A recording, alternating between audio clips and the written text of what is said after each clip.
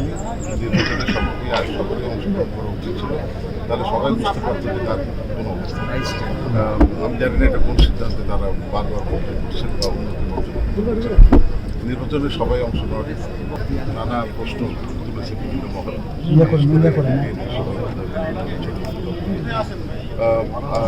আমরা যে আমাদের মাননীয় প্রধানমন্ত্রী বর্তমান সরকারের দায়িত্বে আছেন, তিনি যে দেশের কাঙ্ক্ষিত উন্নয়ন করেছেন, প্রভূত উন্নয়ন করেছেন বিশ্বমান, সেই উন্নয়নের সঙ্গে মানুষ জনগণ আছে কিনা সেটা প্রমাণের একটা মাপকাঠি হল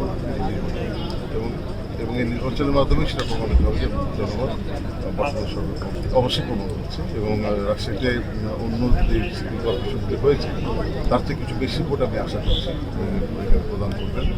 সেক্ষেত্রে বিএনপির যুক্তিত করবে। আমাদের দলের যিনি প্রধান আমাদের প্রধানমন্ত্রী আমাদের দলের বলা হয়েছে এবং আমি আশা করি যতটাই পর্যন্ত বিএনপি তার নেতাকর্মী সমর্থক চাপে নির্বাচনে আসবে।